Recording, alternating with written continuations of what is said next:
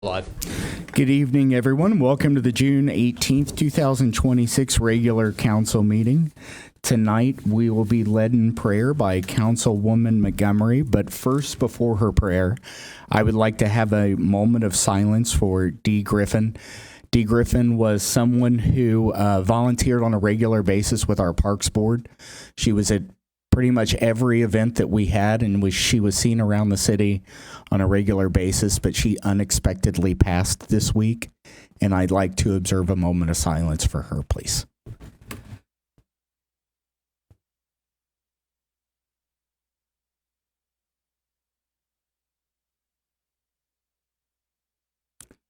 All right, thank you. And then after the prayer, please remain standing for the Pledge of Allegiance. Let us pray. Father God, we thank you for this beautiful day that you've given us, and we come before you tonight because, Lord, as a city, we face a lot of things, and as city council members, residents, we want what is best for everyone. So, Lord, we pray right now that you guide us and lead us in the ways that we should go. And I thank you for the wisdom and the understanding that you're providing to all of us. In Jesus' name I pray. Amen. Amen.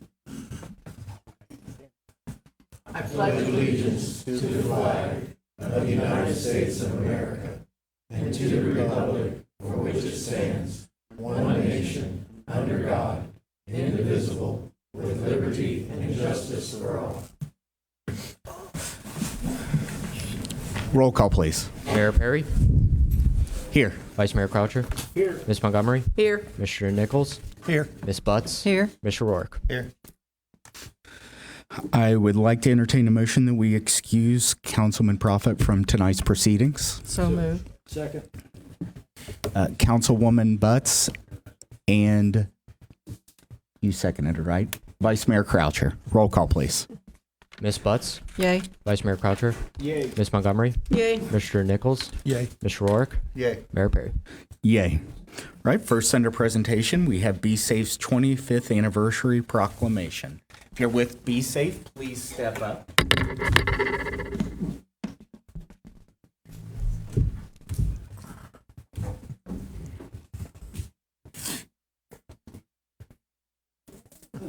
Hey. Good to see you. Great to see you as well. Whereas Be Safe Driving Education LLC opened its doors on May 14th, 2001 in the city of Trenton, beginning at 516 East State Street, with small classroom space, and a commitment to helping young drivers learn the importance of safe and responsible driving. And whereas from its very first evening, Be Safe demonstrated the need for quality driver education in the community, welcoming 18 students on its opening night, and quickly expanded to a larger classroom and office space. And whereas Be Safe later moved to 100 North Miami Street, where it continued to grow before relocating in 2017 to its current home at 8 West State Street in Trenton. And whereas founded as a family project by Don and Betty Sicklock, Be Safe has remained rooted in family service and community, building a respected reputation throughout the region. And whereas over the years, Be Safe expanded its services to Carlisle and Montgomery County, including a school located in Centerville, while serving students and families across Butler, Warren, Montgomery, Preble, Hamilton, and Greene County. And whereas Be Safe has successfully taught well over 20,000 young people to become safe and responsible drivers, making a lasting impact on families, schools, and communities throughout the Southwest Ohio.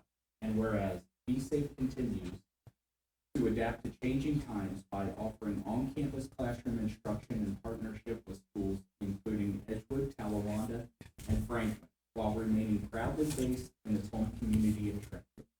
And whereas the City of Trenton recognizes Be Safe Driving School, LLC, for its dedication, professionalism, and continued commitment to educating young drivers and promoting roadway safety. Now, therefore, be it resolved that I, Brian Perry, Mayor of the City of Trenton, Ohio, on behalf of City Council and the citizens of Trenton, do hereby recognize and honor Be Safe Driving Education LLC for celebrating 25 years of service, for its dedication to driver safety and its continued commitment to educating young drivers and serving the Trenton community. Thank you very much. Thank you.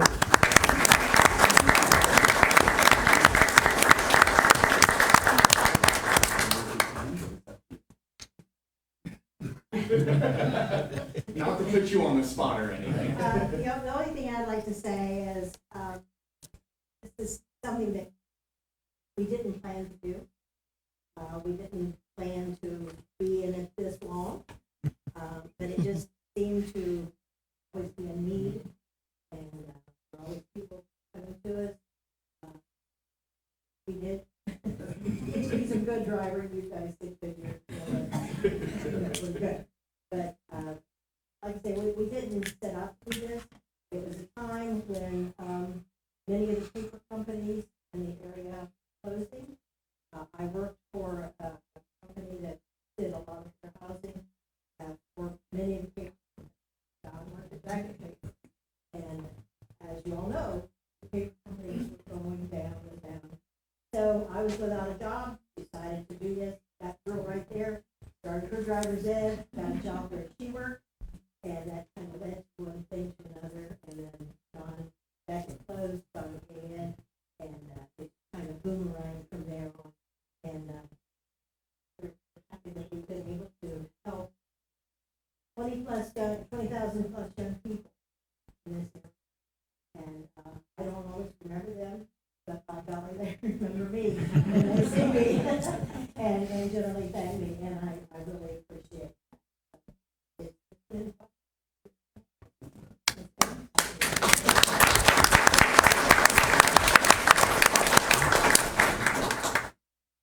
I had a few words. Thank you.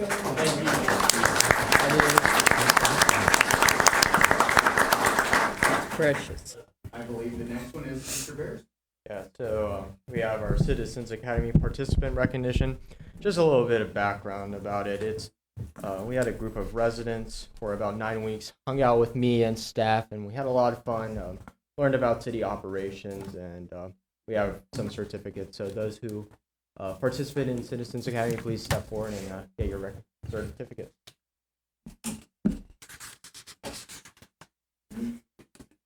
He snuck it in on you. Oh, it's wonderful.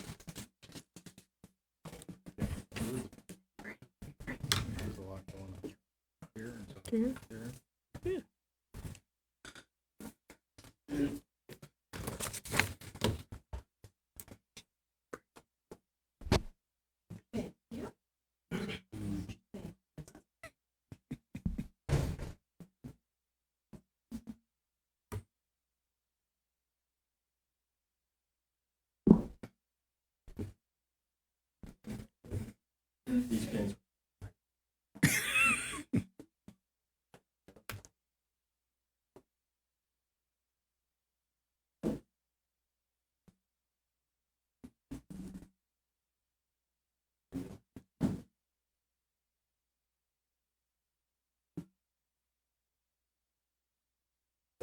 This was our second class.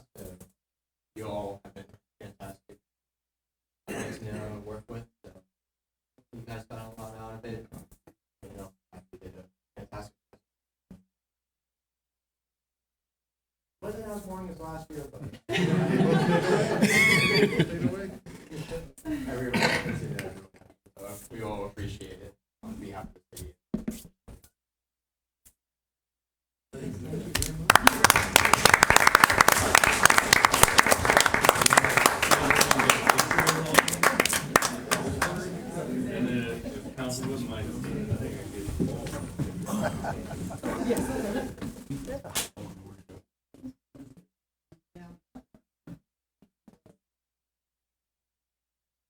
I think he cut me out. No, that's, I need to. It's like, oh, wait, Ken's in there. want to say applications are open for 2027 in July, so if you are interested, please email me, send a letter of interest or a resume, and yeah. All right. And at this point, if you were here for either of the presentations, you are free to go if you please. I'd like to let everybody know we love to have you for our exciting, rousing council meetings every week. But if you choose to go, by all means, you may. Right, we'll go on to approval of minutes. Number 1 are the minutes of the June 4th, 2026 regular council meeting, and number 2 are the minutes of the June 4th, 2026 council work session. Are there any amendments to the minutes as presented to us? Seeing none, I'll entertain a motion to approve. So moved. Second. Councilman Nichols and Vice Mayor Croucher. Roll call, please. Mr. Nichols, Yay. Vice Mayor Croucher, Yay. Ms. Montgomery, Yay. Ms. Butts, Abstain. Mr. Rourke, Abstain. Mayor Perry. Yay. All right, we have nothing on the consent agenda, so we'll go to correspondence. Mr. Masisklis. Thank you, Mayor. As mentioned, we're well aware that, Rita's a bit behind schedule on the income tax collections. I gave some reasons for that on in the work session tonight. I failed to mention that part of the one of the other mitigating factors is that we did freeze penalty and interest during the entire transition phase, even though we have accepted income tax filings in our office as well as online, so nothing changed there. But freezing the penalties and interest is also one of those reasons we're a little bit behind. But we will be catching up and following through with the legal program over the next year. Thank you. We'll move on to audience of public. To keep the meetings to a reasonable expense to the city and preserve decorum, the following rules shall apply. We will not attack members of the public or council personally. Both will be addressed as a whole and not individuals. While comments are open to all, taxpayers of Trenton and signups using their legal name are first to have the floor. The person speaking has the floor during their time at the lectern, and no one else shall speak. After the speaker has finished, council or staff may answer any questions if they wish. While there is no set time, please respect the time so that everyone can speak, as we will keep this to a reasonable amount of time. Council and staff will not answer theoretical questions. If litigation is mentioned, it will go directly to Mr. Zipfel. No comment will be made by staff. And then I will ask council at the end of someone speaking if they would like to respond to anything that they say once the speech is concluded. So we'll start off with the first sign up, and we'll go with Amy Humbert.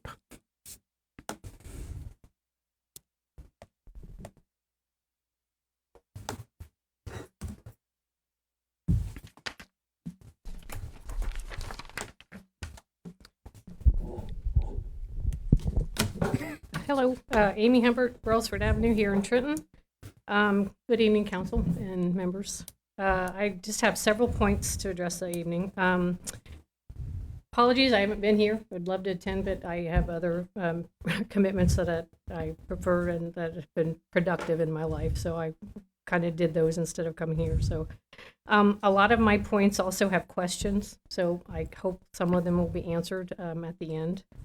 My first one, I think, was addressed at the the work session, but I wasn't here. So it's about codified ordinances being changed, like after the fact. Like if I buy my house in a year and then have plans to do something according to what I found out, and then 2 years later the ordinance is changed where now my fence can't be built or something else like that.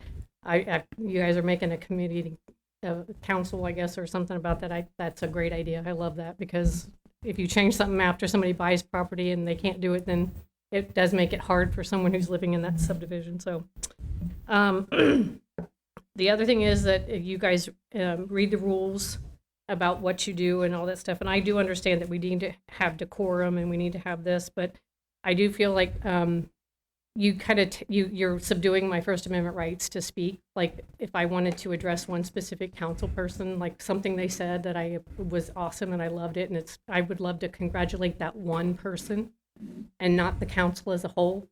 And then same thing with if I'm concerned that maybe one council person said that, I think that somehow that should be addressed. But, if you're saying we can't do that and we have to put it as one big unit, lumping all of you into one entity, I feel is wrong, because this requirement, in my opinion, implies that none of you have your own thoughts, and that questions, ideas, or concerns, and that you are required and working as one. You know what I mean? So that it not acting individually. So I just feel that I think it would be better if somehow, it could be directed maybe toward one. I noticed on tonight's agenda that the word emergency is on here many times. To me, it just doesn't seem like a lot of our ordinances need to be promoted as an emergency. And I know an emergency means it just can be enacted and can be started right away. But I mean, why? On tonight's agenda, 1, 2, 5, and 6 are being put under emergency. Why? Why is it something that the city council is doing have to be done and agreed upon and enacted right away?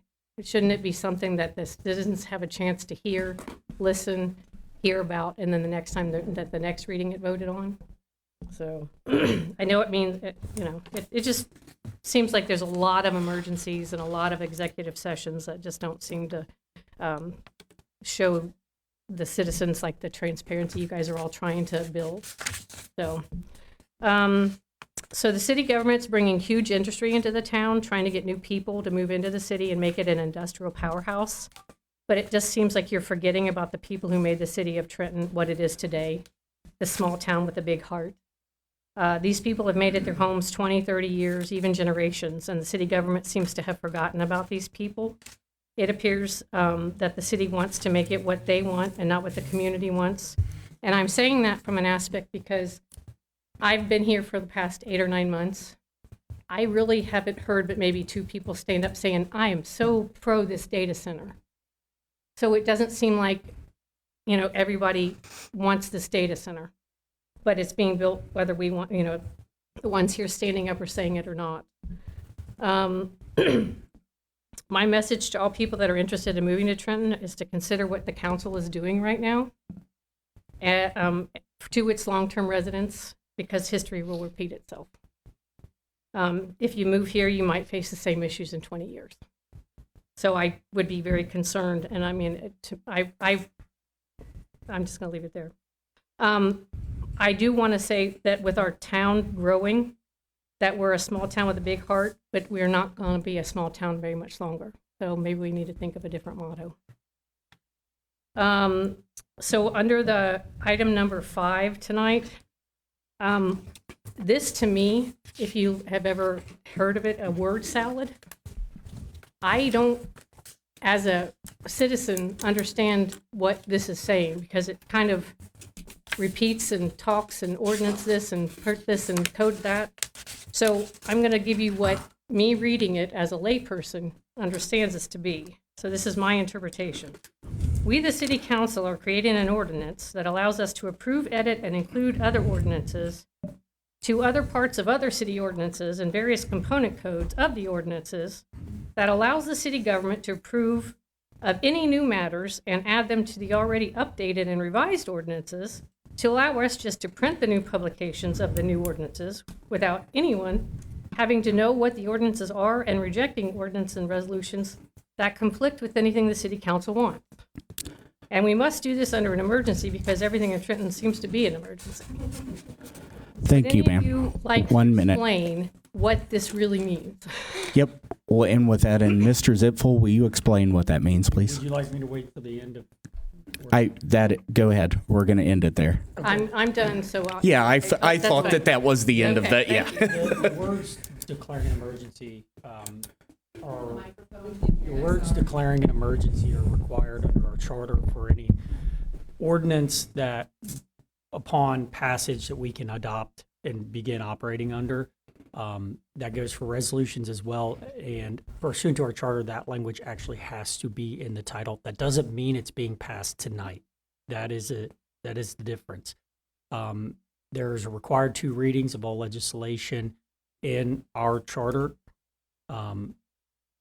to vote on it on its first reading, that is a separate procedure in which council would vote to suspend the required 2 readings and adopt that night. I don't believe any of that legislation is up for that tonight. So there will be a second reading of all of this legislation at the July 9th meeting. Correct me, is that the right date? So there is nothing's being passed with respect to those ordinances tonight. That language is required by our charter. And could you explain what number 5 does, please? Yes, and it's the technical codes. These are adopted by American Legal Publishing that will re-up all the standard ordinances in which we apply under the Ohio Revised Code, correct, Stas? And so they're typically under our ordinances, we will have to have the specific title address that type, the whatever language, whatever title of the relevant ordinance in which we're changing. You will also note that our legislation requires if we're going to change one ordinance, it's going to be a separate ordinance. We can't lump them all in one piece of legislation and change 5 different code sections. So except for when we are just re-upping annually the technical codes that have been annually updated through the American Legal Publishing System, there's no substantive pieces to that other than what, hey, we're mirroring the pieces that come down from the Ohio Revised Code. We're adopting them, incorporating them, and updating our code along with those pieces. If there's going to be a specific legislation relative to, let's say, zoning or any, for example, food trucks, that would be a separate piece of legislation in which the title of the ordinance would contain the description of whatever's being addressed. It's hard.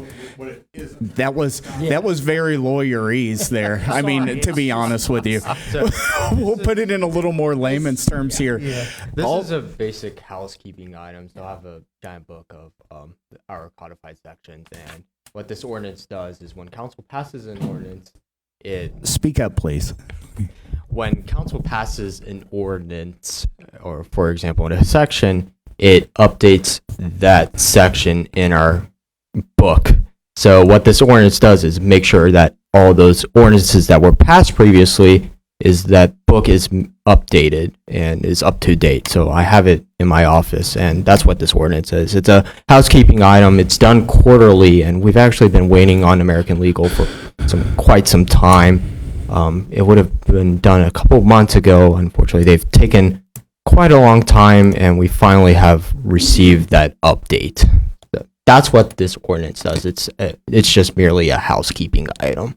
So really, this does not enact anything that hasn't previously been passed by council. All this is doing is it's saying American Legal Publishing that keeps our books, here's what we've updated since the last time we updated. So right now, if I'm correct, we've passed it. A lot of these are in effect with the city already. It's just that the website isn't up to date. American Legal Publishing isn't up to date yet because they update quarterly. So we're telling them, hey guys, we've switched a bunch of this stuff around. Well, whatever we passed, we switched this around and we need you to update your website to reflect what the actual ordinances of Trenton are so that a citizen can go on there and they don't have a wrong look at it.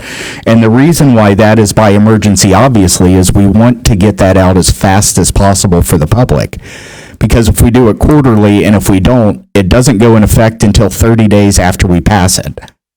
So we don't want you to wait 30 days to go on the website. You think that this ordinance is in effect, but it's not because we passed it tonight and then it had to wait 30 days before it could be updated, before we could even tell them they could update it. And then however long it takes them to update it. Is that? That's better, because that is a lot of jumble. Yeah. Pretty much all this is doing is it's saying, hey, we passed a lot of ordinances and we need you to update your website and we don't want you to wait 30 days until we tell you to update the website. Did the explanation for declaring an emergency make sense? Yeah. Okay. Because I had the same question back there. It doesn't mean we're going to rush and hurry up and vote on this. It just means that once it's voted on, it doesn't have to have that 30-day waiting period. It goes into effect right then. Yeah. I work in the emergency. Right. I really wish the wording could be different than that because I know it's deceiving. I don't personally go on Facebook, but I heard there was talk on Trenton Talk about what declaring an emergency actually does. And it doesn't mean you don't do the set number of readings, and it just means that it becomes in effect as soon as council passes it. As Mr. Zipfel stated earlier, we have to vote separately if we're going to waive the 2 readings and vote on it tonight, and none of these have that. And just one point on the actual language, the precise language, and declaring an emergency. That is specifically required in our charter. Okay. So we would have to go to the voters if we wanted to change that, or, yeah. Okay. Ms. Markham.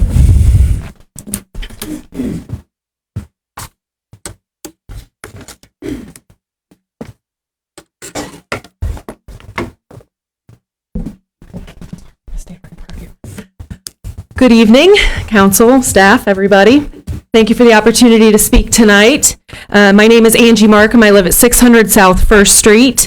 It's been an interesting 10 days in the city. We had 2 special council meetings called, a lawsuit filed against the city, and a lot of speculation about a lot of these things. So I'm going to talk a little bit about some legal things, and I know you guys can't comment on that, and that's okay. I'm hoping you'll just kind of listen and hear a perspective. I'm also looking at the public-facing information, knowing I don't know what was discussed in executive session. I don't know everything behind this, but just kind of trying from an outside perspective to maybe piece together what we're doing and give a little insight on my concern about it. So at the special council meeting that was on Sunday, there was a motion, and part of that was to hire independent legal counsel in an amount not to exceed $10,000. And I believe that was voted down, if I understood correctly. Perfect. I have a copy of the lawsuit that was filed last week against the city and the personnel board. And I wanted to highlight just a couple of pieces of it, and then I'll connect it to what I think was going on with this. So the city terminated the plaintiff's employment. The plaintiff timely submitted a written appeal. The personnel board did not convene proceedings concerning the plaintiff's appeal. Instead, the city, through its attorney, denied the plaintiff's appeal and asserted that the plaintiff occupied an unclassified position with no right to appeal. Kind of goes on from there. The plaintiff thereafter sought review and investigation before the State Personnel Board of Review. An administrative law judge issued a report and recommendation dated May 11th, 2026. Again, skipping ahead a little bit. The administrative law judge concluded that the plaintiff has a right to appeal to the personnel board. The administrative law judge further found the personnel board itself did not refuse to hear the appeal because the city attorney prevented the personnel board from hearing the appeal.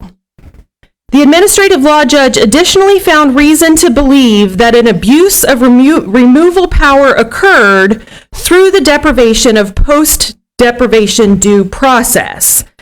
And one of the real, immediate, and justiciable, I don't know how to say that word, sorry, controversy exists between the parties concerning whether the city attorney possessed authority to deny or intercept the plaintiff's appeal.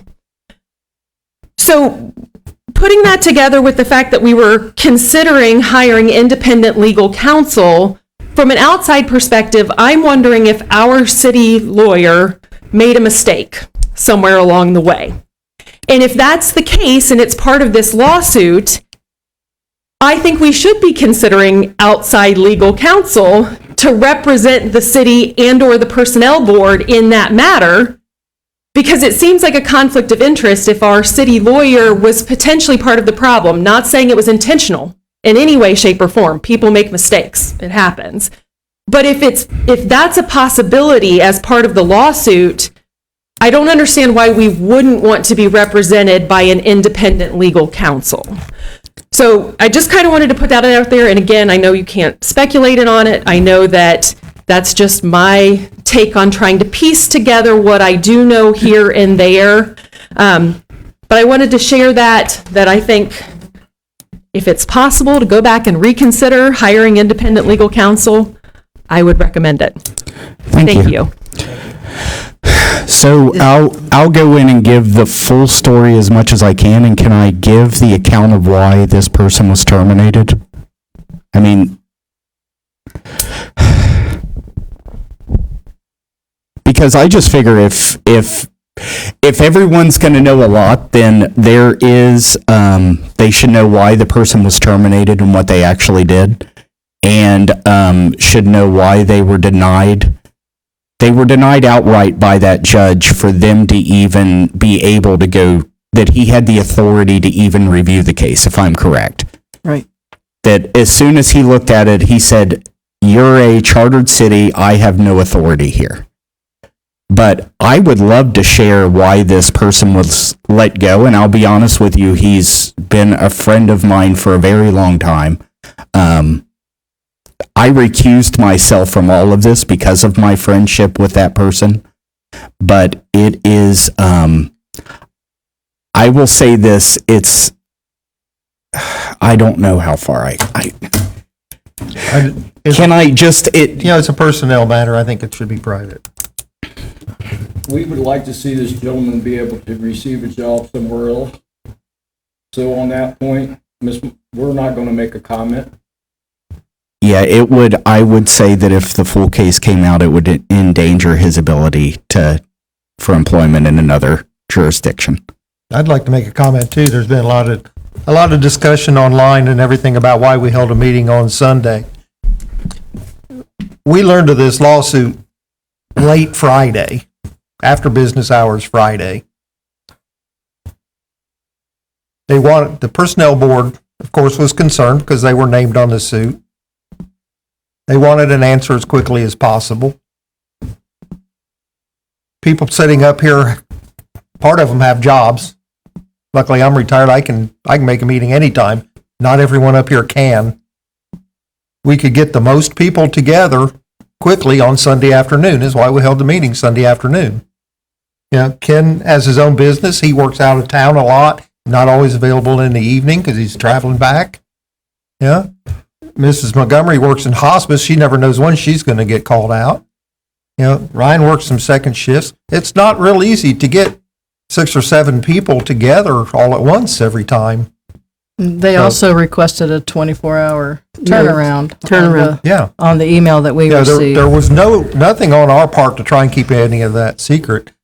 Basically, we wanted to know what was going on because actually the family of our ex-employee released that lawsuit, sent copies of it out to people, and it was posted on Facebook before we knew anything about it or had even been served. And that's why the meeting was held so quickly. Is there anything we can say regarding why the city attorney made that decision? Or I can that say, seems to be a big concern as to why. yeah. So when I ask a member of the personnel board for any copies of the paperwork that they had concerning this matter so I could see it, because that's not normally something council gets involved in. That's considered day-to-day, which is banned by our charter from us getting involved in.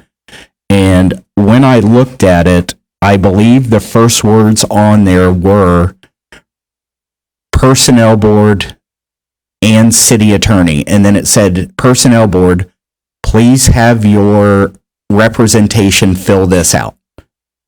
So it was actually addressed to the city attorney, and I believe, Mr. Ziffel, you never received a paper copy of that, did you? Like, there was no paper copies whatsoever. It was just emailed to you, correct? That's correct. So he received a paper copy on something that's addressed to the city attorney and personnel board, which has happened before, and is there's stuff that gets addressed to council and city attorney as well, correct? I'll have to circle Yeah.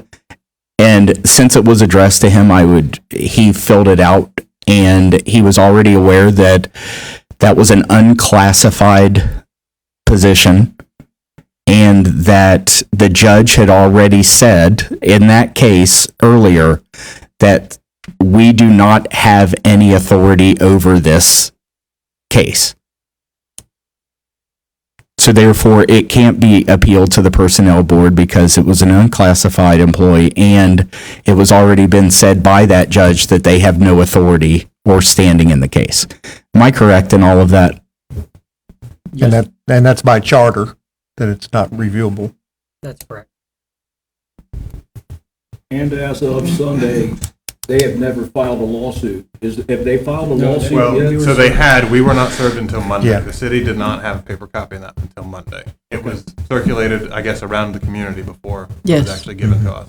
So the plaintiffs put it online before it was actually served to the city. Our personnel board either saw it online or was One of them was emailed. It was emailed to them. Okay, it was emailed to them from the plaintiff before the city was actually served its copy. They got a hold of the city of Trenton and said, we need an answer to this because we need to know what's going on. 24 hours. Of course, because, you're getting sued, you want it as quick as possible. So right after we got that, I believe it was Friday morning. I'd have to check text. It's Friday afternoon. Friday afternoon. Friday- afternoon, it was Friday- like, 6 o'clock. it was like Yep. 5:25. Yeah. When it was on Saturday that I started circulating, hey, do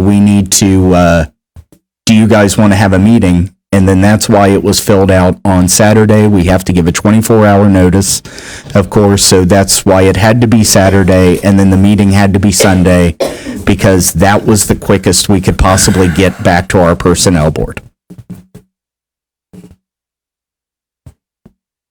Okay? Makes sense. Yep.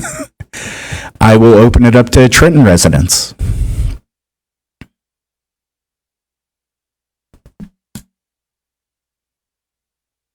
Hi, my name's Chad. I live on Clara Drive. I've lived here for about 9 years, I think in July. And there's just a couple things I want to talk about, 3 points. First off is code enforcement complaints. So I have concerns about the current process allowing residents to file complaints about neighborhood properties anonymously. While I understand the need for reporting legitimate issues, anonymity can also create an opportunity for repeated complaints that border on harassment.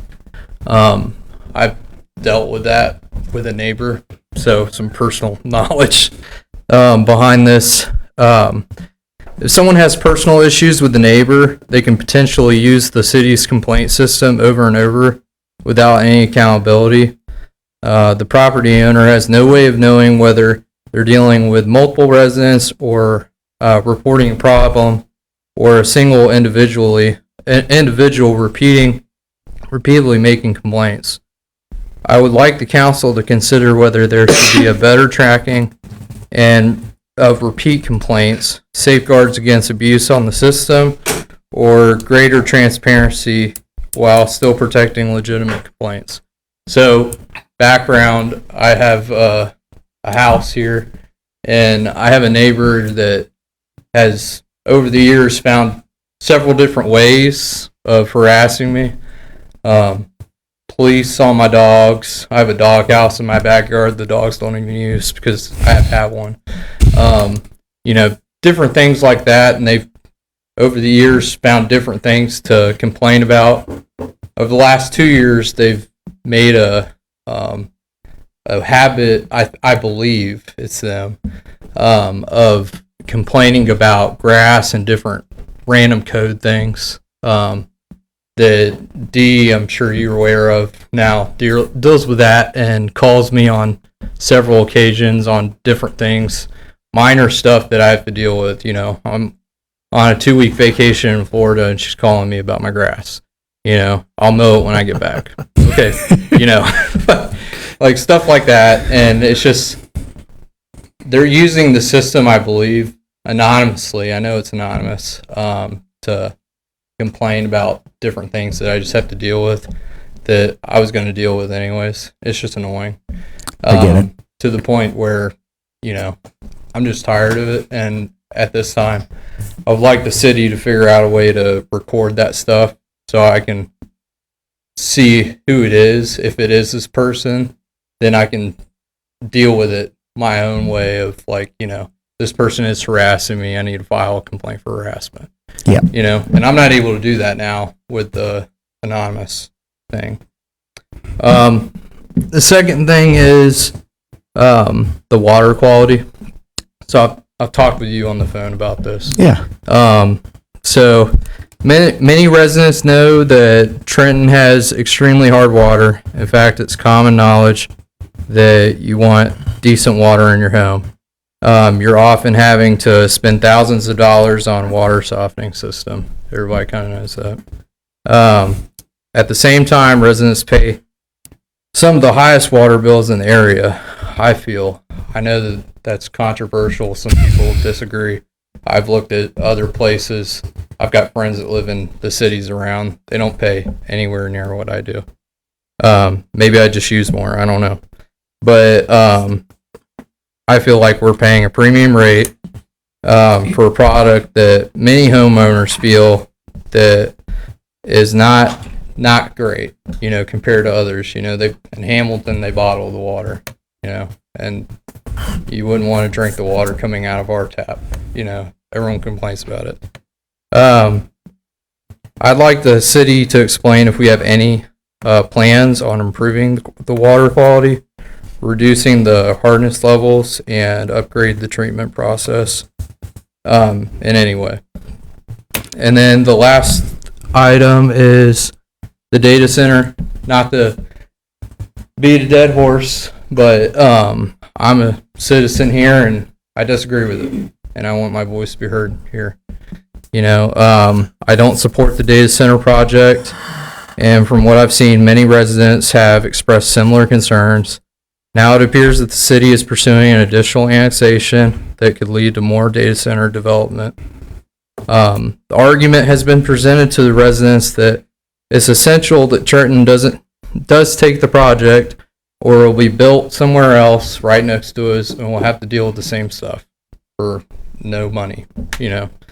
I don't think that that's a good reason personally. I think that, if the majority of the citizens, or most of them, don't want it, and you guys are voted to support us and represent us, that you shouldn't be voting for it, whether it's right or wrong. And if most people don't want it, it's wrong, and you shouldn't be voting for it no matter what dollar stands behind it. Thank you. And really quickly, please. Real quickly, please. Yeah. And then let me see. If revenue is driving the factor, then the residents deserve a clear explanation of why the revenue is necessary, how it will be used, and how it will directly benefit the citizens on the receiving end. I don't think that the citizens overall think that it's a contribution to the city, and I think that if it is a contribution, you guys should be able to tell us why. Thank you, sir. Yeah, thanks. I'd like to comment on when people complain.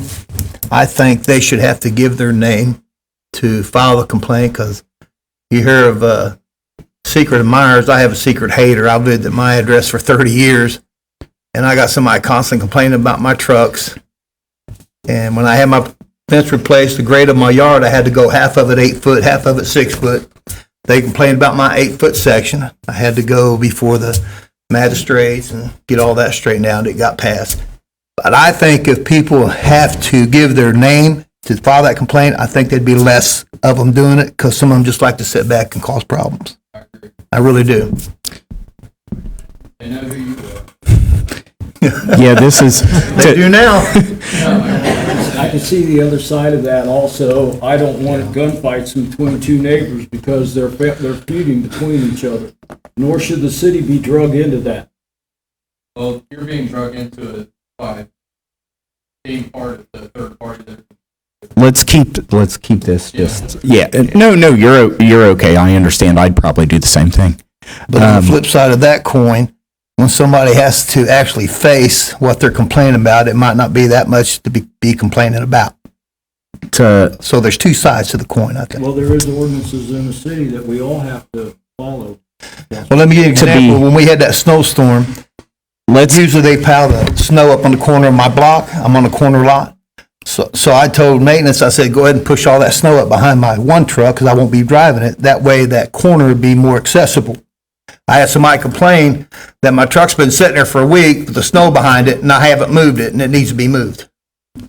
I mean, stuff like that, you know. Let's keep it, I think, number one, I'll say this, how we enforce codes have been a back and forth since I've been on council and probably been a back and forth since there has been a council, even a village council.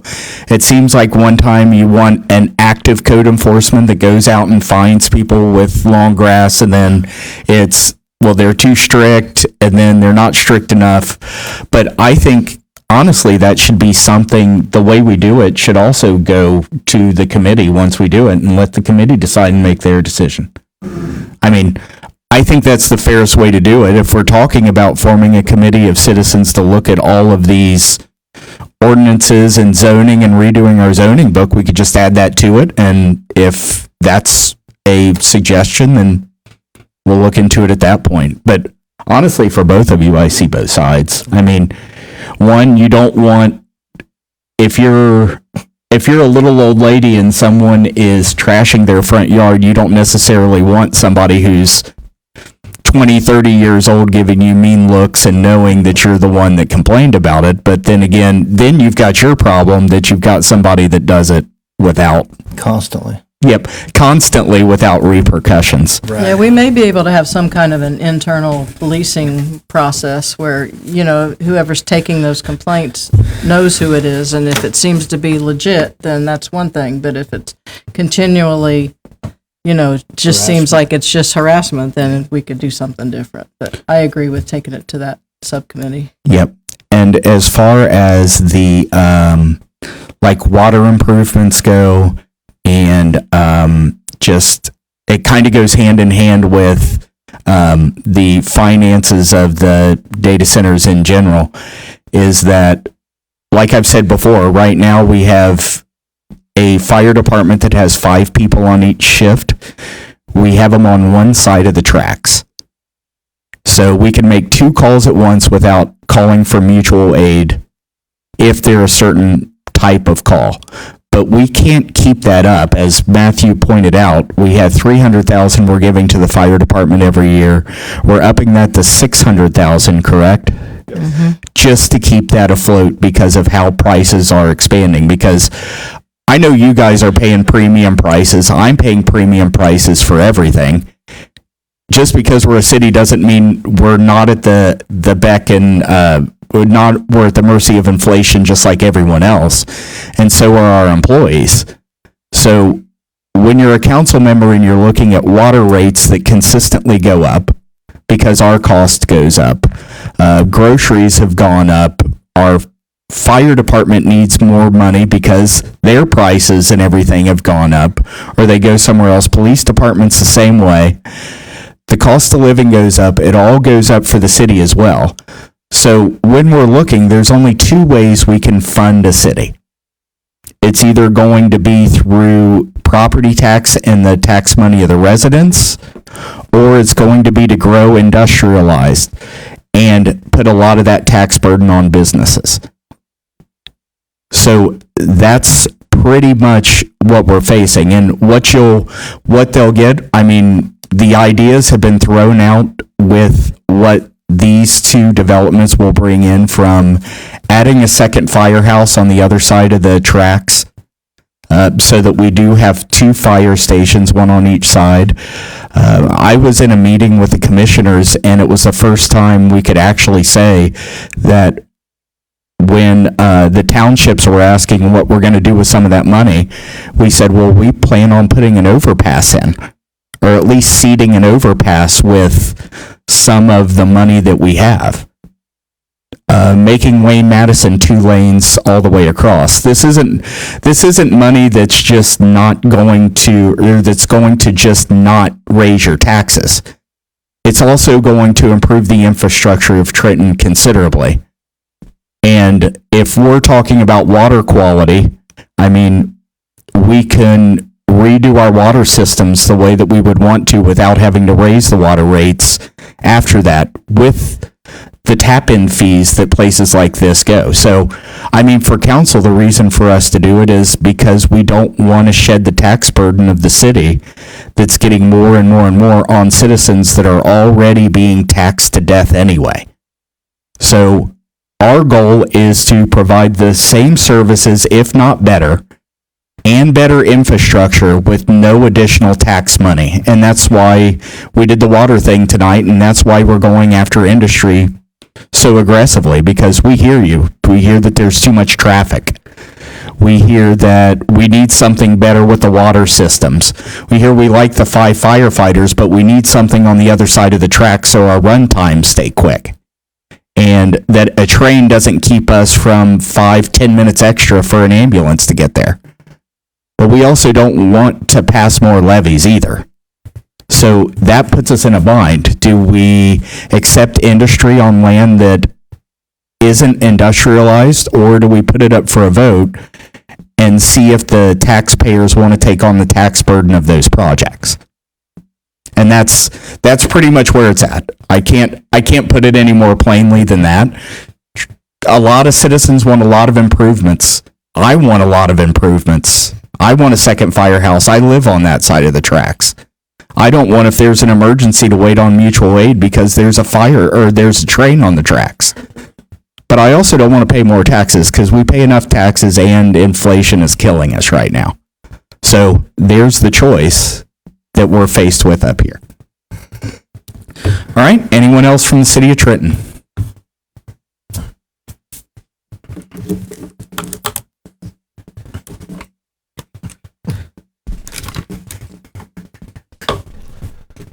Good evening, council, staff, citizens. My name is Barry Blankenship. I live at 811 South 1st Street here in Trenton. I know that I can't call out names, but I would like to recognize 4 individuals that's in here that helped us do our class. I know the 5th one's not here. So because I can't call names, thank each and every one of y'all for that class. It was exciting. We learned a lot, and it was an honor to be a part of that. So thank everyone and city council for allowing us citizens to be a part of it. It was excellent, so thank you. My next part isn't so thankful.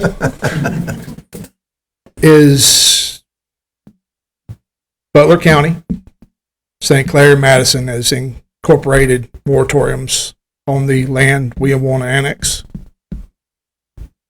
So by that, and with y'all want to annex that land and do totally against what the moratoriums are, makes the citizenry feel like that the people that run the city of Trenton knows better and has more power than other cities, the Butler County government.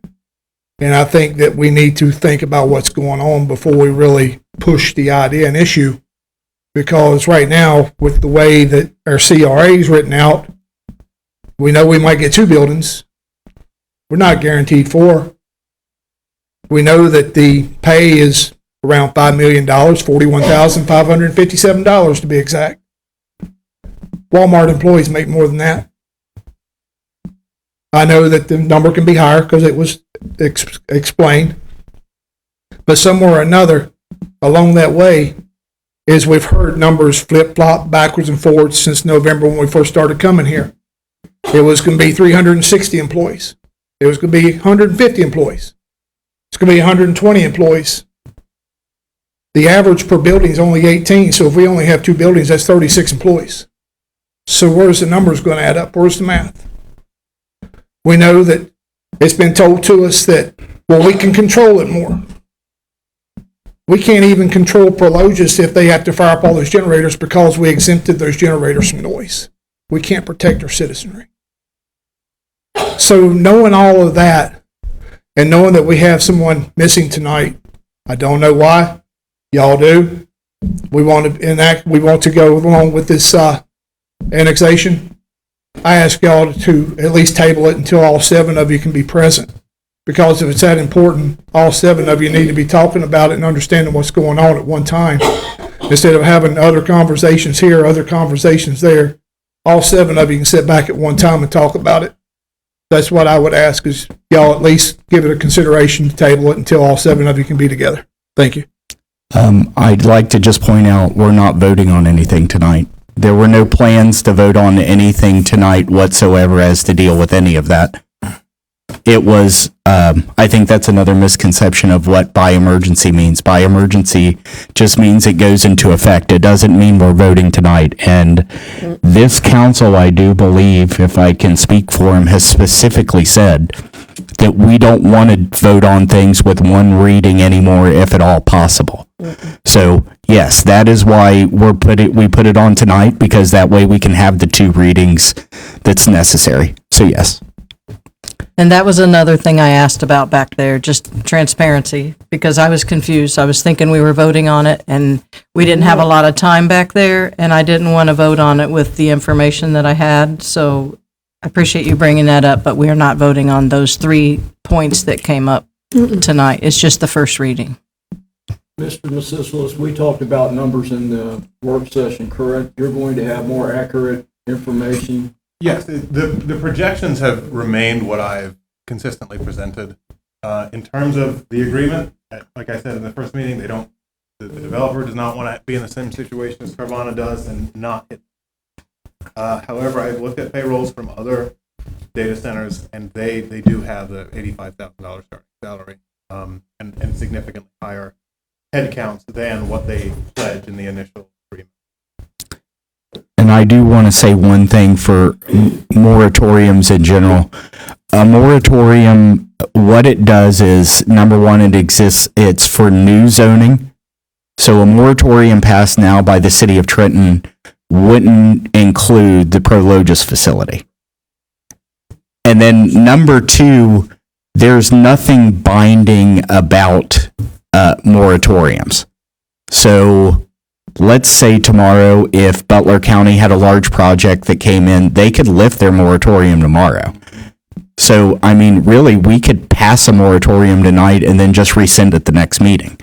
They're not permanent. So to say that it's a pause, if I read Commissioner Dixon correctly, and I understand, he wants a moratorium so he can look and see what kind of infrastructure is needed in the future, but it's not necessarily we're not building anymore.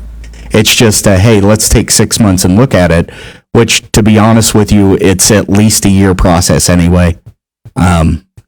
So it's not, I think a lot of people think moratoriums are, we're not going to build it.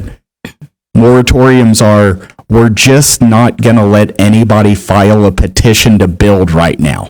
Now, negotiations can still take place, and the deal can be done, and then you can lift the moratorium, and then automatically they apply to build. So they're just something that is put in place to stop people from doing it, but it doesn't mean that all the background work that goes on for a year and a half isn't happening behind the scenes. All right? Anyone else from Trenton? All right, and after her, we'll go with general and public. Mine's based on not the information that's just been clarified about the annexation. Okay. Donna LaFever, Deer Run. Council, Mayor, ladies and gentlemen. Tonight you're asking before Council to approve 2 emergency annexation resolutions affecting more than 600 acres and a CRA agreement with Prologis that grants a 15-year 75% property tax exemption, all while asking public to trust promises that stretch nearly a decade into the future. I have a few simple questions. Why is Trenton committing to expand sanitary, sewer, water, police, fire, EMS, road maintenance, zoning, and storm water services into land that the residents of St. Clair Madison Township repeatedly said they do not want annexed. When many Trenton residents already believe the same services are failing them.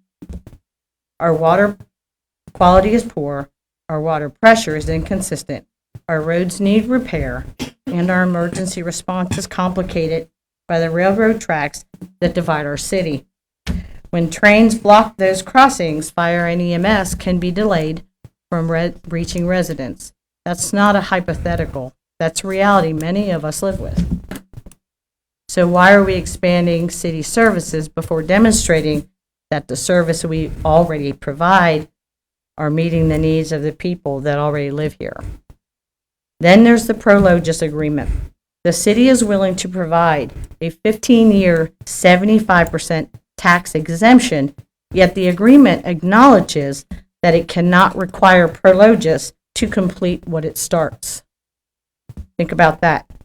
However, the taxpayers are expected to provide the infrastructure, accept traffic, noise, environmental impacts, and the long-term cost, but the developer isn't even required to finish the project. Let's not pretend that the impacts are somewhere off in the future. We've already seen the increase truck traffic, speeding on our roads, and daily consequences of development.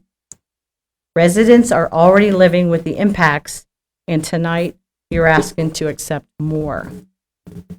This community has already been forced to accept one massive data center adjacent to our homes. Now we're being asked to accept another one next door. At what point does enough become enough? How many data centers are too many before the city requires comprehensive studies on cumulative impacts to water, power, infrastructure, noise, traffic, emergency services, and neighboring residents? We've repeatedly told there are no site plans for the first project yet. Construction is taking place. If construction is occurring, what approvals have been granted? What documents exist to authorize that work? Residents deserve a clear explanation because the information we've been given doesn't match what we see with our own very eyes. Developers will build, collect their profits, and eventually move on. Many of you on this dais will one day move on too, but we won't. We will still be here raising our families, paying our taxes, driving on these roads, waiting on these trains, relying on public services, and living with the consequences of the decisions you make. Long after developers are gone and moved on, we'll still be here. Thank you. Thank you. I think you've confused a couple things. First of all, the ordinance that we're having a first reading on to provide the services, that only pertains to the proposed annexation property. That has nothing to do with the Prologis site. Okay, that property was annexed to the city many years ago before we ever knew Prologis existed. So we've been supplying services to that property for many years. This has nothing to do with that site. And I would say that you make very good points with some of that. I talked about the fire and the traffic and everything else, and that's what that money is going to improve. It's not just a pie in the sky. We recognize the problems and we recognize the financial restraints of the city. So yeah, we want to solve every one of those problems, and we've talked about plans to solve every one of them, and then it just gets to where's the funding come from? And as I said before, I don't want it coming from you guys. I want them to pay for it. That's really what it comes down to is, yes, those things are problems. And I want companies that move into Trenton in the industrial park out there to pay for those improvements so we're not waiting on trains. So that we can go to one place and have an overpass that's, I don't even know how much it would cost, but it's tremendous. It's millions upon millions upon millions of dollars. I do want a second firehouse, like I said before. You are right. That is a problem in Trenton. Yeah, So then you want to pay?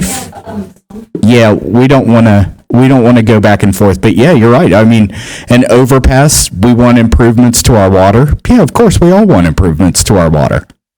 Do we want our water bills to go up? So, okay. I also want to say that we all live here. Most of us have lived here for a long time. I've been here for 62 years. I'm not going anywhere. I went away to serve in the military, but then I came right back here to settle. So any decision that I make, I'm making for me and my family. My mom lives right across the street, so I'm thinking of myself and my family as well. Yeah, I mean, I've been here for my whole life, I have a 42 years. nephew, a niece, that all live here in this town, and I drink the water, by the way. It comes out, just saying it back and forth. Let's, okay. I drink the water too. We'll move on to non-citizens. You can come speak if you'd like. Go ahead. Yeah, either way, it's open. I'll make this really short. Yeah.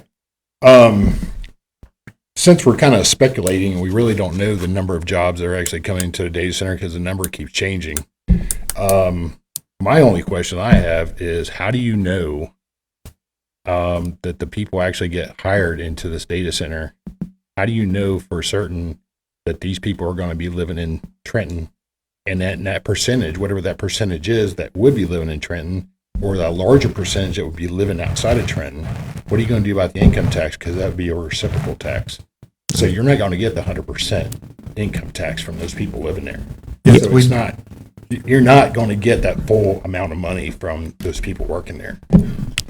So that's my question. We get the income tax for anybody working in the city.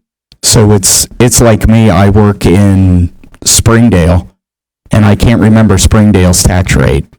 I believe it's 2%, but 2%. So I pay 2% to Springdale. I don't pay any of it to Trenton, unfortunately. And that's where we run into problems, is because we don't have those jobs here. So we rely on our citizens and their property tax to fund the city. But the more jobs we have here, the more income we create from that, and the less people, even if they live in Woodsdale and Columbus, even the construction workers, am I right? Once they step foot in Trenton, they're paying Trenton's city income tax. Wait. That's what we're saying. Just because they work here, they live in another town. That doesn't mean they're paying 100%. Yes, it does. Mr. Masislis. Yep. If they work in Trenton, so Indiana is different. And I agree with you in terms of how other states work. However, municipal income tax in the state of Ohio, you file where you live, you pay where you work, and where you live. In Trenton, we offer 100% reciprocal. So if someone lives in Trenton and works in Fairfield, which is a 1.5% income tax, someone lives in Trenton, they work, I don't know, First Financial, the big employer down in Fairfield, they'll pay 1.5% because that paycheck, it goes to Fairfield. They don't file their income tax with Fairfield. They do file for Trenton. We say, okay, you make $100,000 a year down at First Financial. You owe us $1,500 at us as Trenton. We say, you owe us $1,500. Oh, wait. But we offer full credit. You work in Fairfield. Fairfield gets that money. Your tax bill to Trenton is zero. The other way is also true. So if someone lives in Fairfield, I live in Fairfield, I work here, it gets withheld from my pay, 1.5%. I pay City of Trenton, I file in Fairfield, owe Fairfield enough. Well, I do own a property, I'm a landlord in Fairfield, so I have to pay them, my small fee for that. But I pay Fairfield nothing out of my income that I earn in Trenton. Trenton keeps it all. So for the data center, if any construction employee comes in, works a month in Trenton, their employer is required to withhold Trenton taxes whether or not they live in the city limits of Trenton. So all these home builders that come in and out, they'll have portions of their pay withheld for Trenton when they're on site here in Trenton. Miller Valentine withhold, for working on our city building. They don't live here. Our main guy, I think he lives in Liberty Township, but we withhold on him. He pays for Trenton. Now, what you are saying, if someone lives in Trenton and works for the data center, well, we can't expect to collect him as 1.5% living in Trenton and 1.5% living in the data center, or working in the data center. So in that aspect, we would be double counting, and that would offset our projected revenue. However, since the person lives in Trenton, wherever they work, that revenue is going to be off. So it doesn't really matter whether they work for the data center or not. It's adding the same amount, because if they work in Fairfield or a township, they still have to file and pay for Trenton. Last scenario, if someone lives in Trenton, works in a township, townships do not have income tax, cities do. So let's say, what's the big Westchester? IKEA. Someone lives here, works for IKEA, they make 60 grand. Westchester doesn't withhold anything because they don't have an income tax. They file with Trenton. I send them that, 1.5% of $60,000 bill. They do have to pay it because they're not paying taxes. So that's, and we can, unfortunately, we have another executive session, but you can send me an email. We can chat. Yeah. Yeah, and if you have any questions like that, I've learned that there's a lot of things circulating like that necessarily aren't how things happen. So if you have anything like that, just contact one of us. I'd be happy to do it. And in fact, to your point a little bit further, talking to them, that was one of the main things is that they don't only want to locate here in Trenton, but they also want most of their future employees to come from Trenton. So there will be a lot of partnering with the schools. There'll be a lot of partnering with Butler Tech to teach and prepare for the ever-evolving workforce that's happening now. So once someone gets out of high school, they're ready to go into that advanced workforce. So they did say 100% that they want their workers to come from the communities. And the reason is it's cheaper. I mean, it's a lot easier to pay for a person that already has a home in the community than have to pay for somebody to relocate.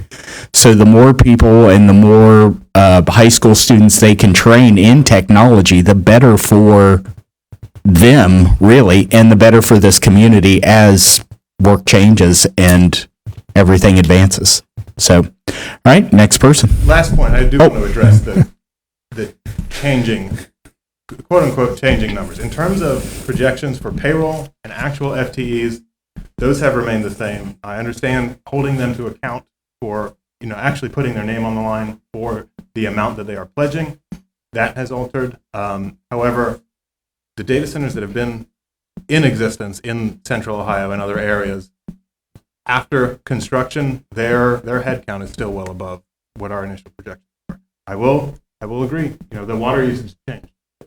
It changed, and it changed big from what we were initially told for what they have now purchased ERU wise. But that's an aspect of development. I do want to clarify that water usage went considerably down. Yep. Like a whole lot down, which in an environmental sense is good. In getting money for the city and the water systems, it's probably not as good, but we gotta, that's development. All right, next person.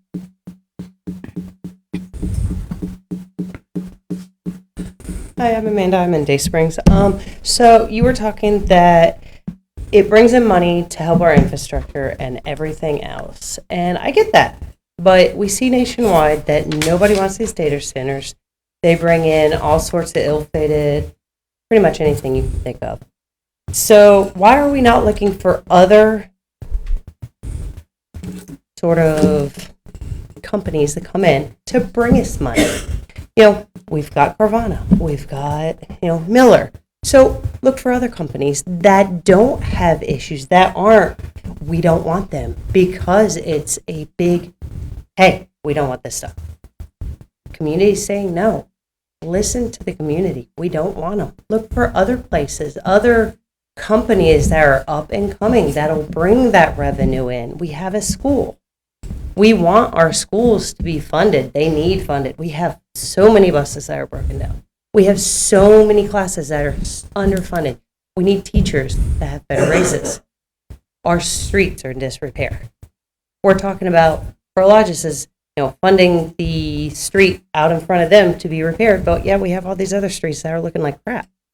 So we need to think about, instead of bringing an annexation to bring another data center in, let's look for other companies. That's an easy fix. Listen to the residents, maybe find another company. I'm going to say that on that. That's it. In regards to fencing, that needs fixed. I have a child that I have custody of, and she's a runner. I've lived here 10 years. I'm a back-to-back corner lot. I cannot put a fence in. I lose over a quarter of my land because of where they want me to put my fence. It needs taken care of. This is getting ridiculous. I'm about to just put my fence wherever the heck I want it because it is not impeding anybody's front yard. I'm willing to come on this subcommittee, whatever you want to call it, because it needs fixed immediately. I have a large dog. I actually have 5 kids, technically. The 4th was unexpected. But there are so many in our communities that I do know also have runners, and they have children with disabilities. They need these fences. And we are inhibiting that from happening, from having these rules that are so strict and ridiculous and antiquated, and it just needs to stop. We need to look at it from all perspectives and say, okay, maybe this is getting out of hand. That's all I want to say. Thank you. I will say to the other businesses,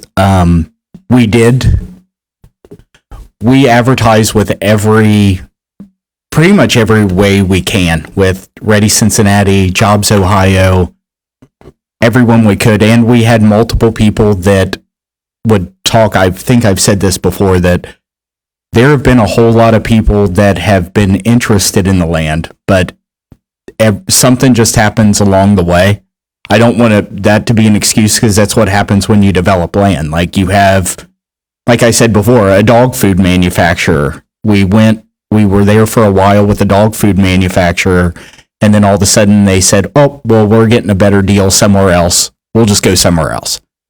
Or one was a water bottling plant. Right.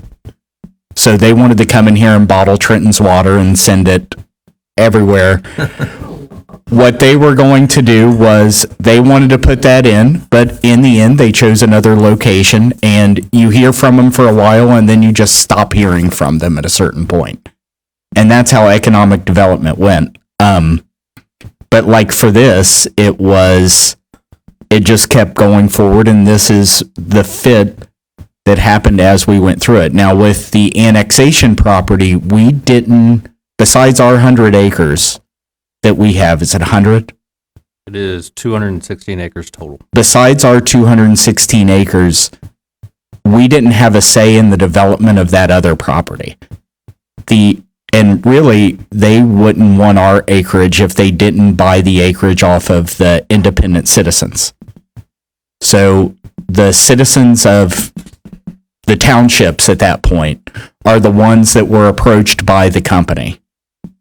And they decided to sell their land, just as if you had commercial land, the city doesn't negotiate that a Walmart wants to put their land there or wants to put their store there if it's zoned that way. The city can't say no if it's zoned that way. Now, where we're in a certain point is that the property owners now say we want to be part of Trenton.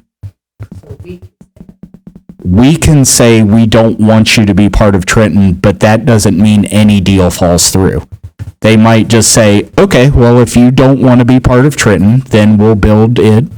It won't be part of Trenton. And then we can also decide to or not to sell our 200 acres.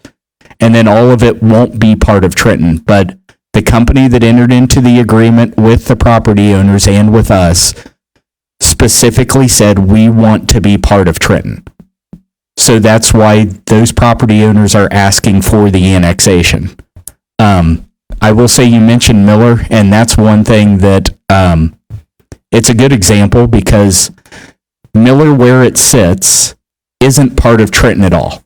Yeah, so that's what could happen with that property. So this is equivalent to if Miller bought the land or entered into a contract and said, we want to be part of Trenton at the time, then it would be, does Trenton annex Miller or not? It was just a big. No, that's, I'm sorry. Big name. But I was just saying it's equivalent to that.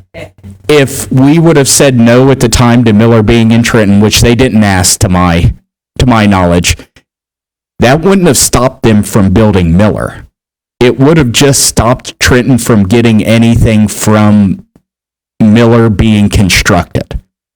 So am I saying that it will or will not be built if we don't annex the land? I'm not going to make that speculation, but I am going to say that we could not annex, and then it could be built there with the townships and the county, and it be right outside of Trenton.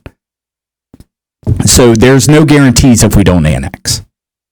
All right, next. All right, seeing none. We'll move. All right, you get the last spot today. Well, good, and I'm changing the subject. Okay. Okay? This last week, we had an accident coming off of the bridge, and a young lady was air carried to the hospital in critical condition. I was at home that day, and for 4.5 hours, I watched the traffic problem created, I'm sure partially because they were blacktopping Pearson Road area, but the traffic was horrendous going up and down that road. The road that comes not by the drive-through, but the actual road, I don't know whether it's Woodsdale Road or whatever it is, okay? As you come off the bridge, you have that angle you can shoot on over. The people coming out of that road that make a left-hand turn onto the bridge was I don't know who was at fault in the accident. It's not important. What's important is that is a dangerous left-hand turn onto that bridge. The traffic flow needs to be halted for left-hand turns coming off of that road because this kind of thing has happened more than once, and I've lived there 27 years. The people coming off the bridge, it's an easy way for them to get on the back roads. I understand that. But those people coming out there need to be stopped there and not allowed to make a left-hand turn into the traffic, which creates these accidents. They can be detoured and come out there at the stoplight by where the drive-through is.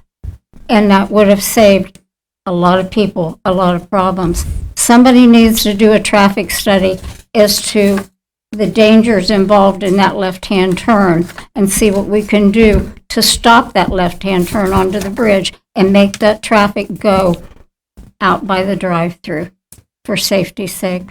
And I hope that young lady's okay.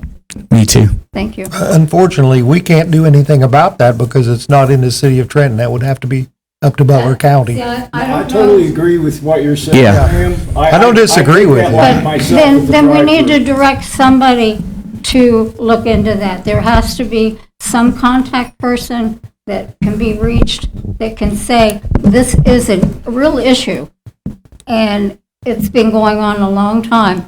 I've lived there a long time, and I've seen multiple accidents at that intersection. Why? Those are Trenton people going off that road to get into Trenton. The people that are going here to get out, it's just a hazard. There has to be somebody we can contact that says, this is a problem. If we either put no left turns or block it on one lane so that it's a one lane off, but we need to contact somebody and get somebody to pay attention to that area. That would be the Butler County Engineer's Office. Yeah, we have been. No problem, I've been there. we have been in contact a lot with Butler County about traffic in that area, and we'll continue to do so. So we'll bring it up. If you can also bring it up to them, Yeah. we would appreciate it, and we'll mention it, and we'll The more see. complaints to them, the better. Yeah, we'll see if we can go both sides here and get something done. No, I just know that the mess that, I bet 300, 400 cars turned around in my driveway that afternoon, which only takes our gravel and delivers it somewhere else. But there was semis, and there was dump trucks, and there was people pulling campers, and there was, we have Thank no you. objection. We've never objected to anybody turning around in our driveway. And if you counted those times in 24 hours, you'd be mighty surprised. But my concern was the injuries that occurred should have never happened at that intersection. Thank you. There should not be a left-hand turn there onto the bridge. Officer, you had something. I was going to say, I was on the scene of that crash because I'm part of the crash team with the sheriff's office as well. I just want to say about my engineer conference, but we actually have a couple of there that made that comment that area is dangerous. And unfortunately, with that type of crash, we have to shut down that road for Wayne Madison right there for multiple hours to investigate that crash. And in that scenario, we only had very minimal manpower to, do what we did. So the traffic control just became, I went out to my mailbox. I went out to get my mail, and people were pulling up into our driveway saying, "What's going on?" I don't know, but I have an idea that you'd be smart to turn around my driveway and go that way. Thank you very much. Yep. All right, we'll move on to public hearings.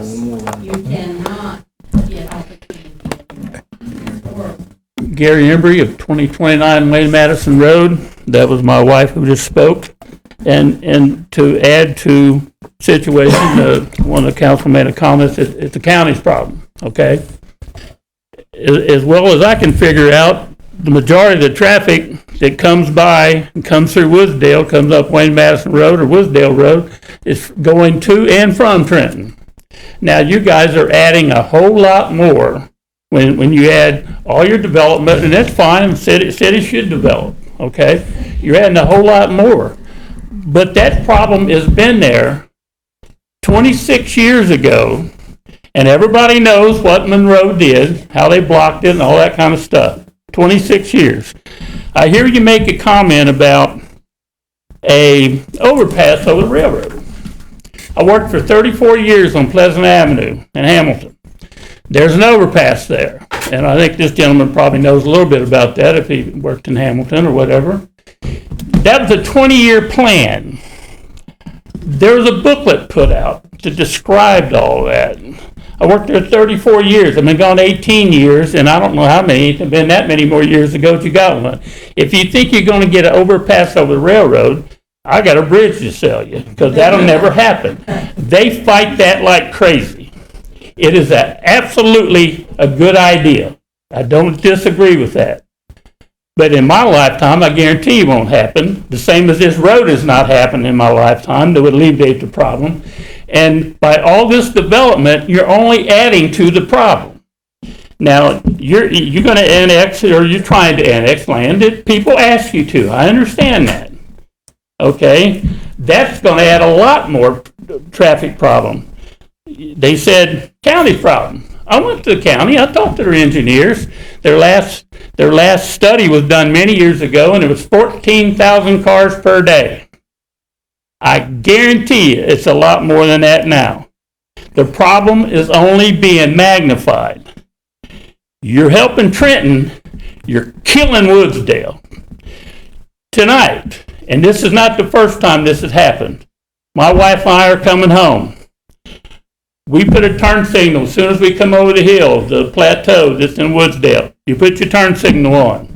You're going to stop and turn in a driveway. That's what we're all trained. These wonderful people, the driver's ed people, I'm sure they'll back that up. When you put your turn signal on and you stop to pull in your driveway and you wait for oncoming traffic, my wife who was driving, and I taught her this because I was a truck driver all my life, she reads in the rearview mirror, and she had to continue to drive on to keep us from getting killed because of all the traffic.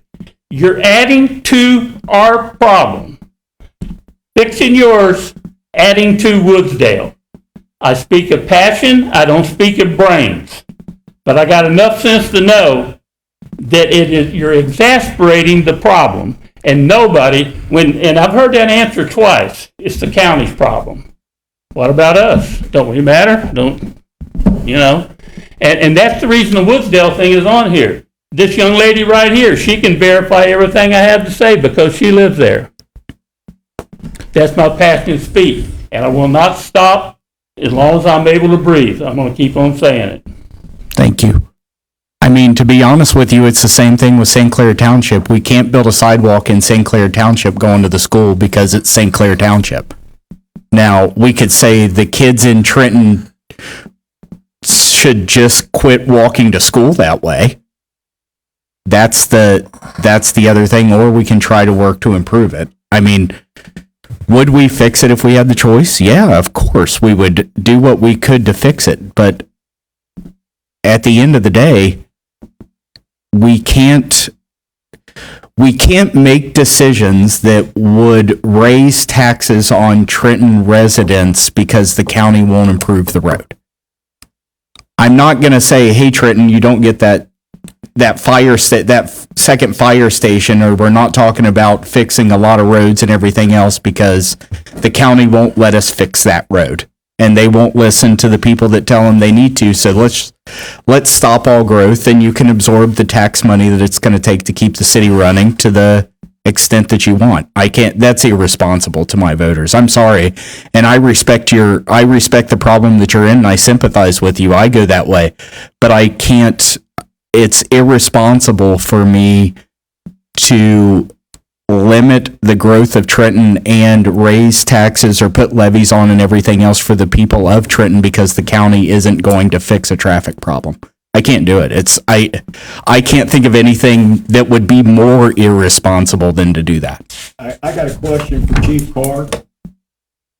Chief, is there any way you could talk to the county and see if they could do a study to have the speed limit lowered right there on that hillside? Because there was another wreck there this week where a lady went underneath the semi as well. Correctly, the area you're talking about. It's 35. Southbound in the Woodsdale area with that incline, I believe that's 35 miles an hour. If you're going northbound on Wayne Madison, it's 35. And as you come up the hill in Crest, it turns to 45, and then further northbound, it turns to 55.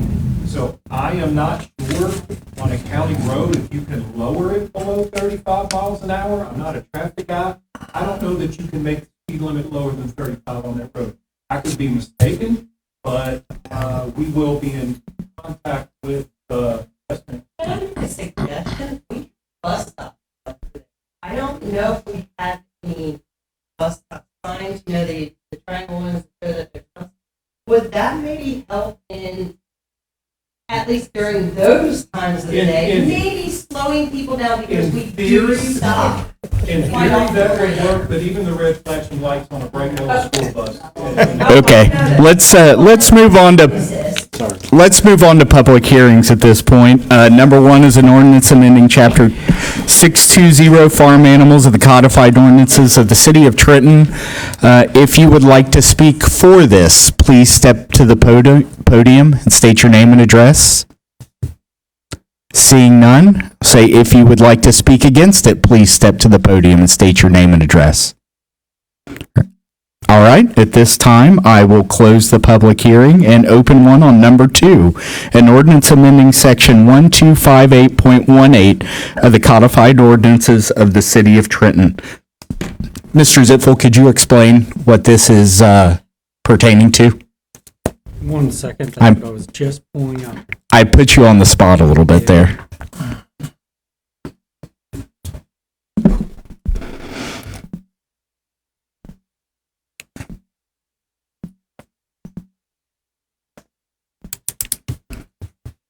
Oh, this is the mobile food unit provision. So if you look, I was not part of these conversations, but if you look, there's revisions to our prior ordinance adopting mobile food units and allowing these food trucks to operate in certain areas within the city.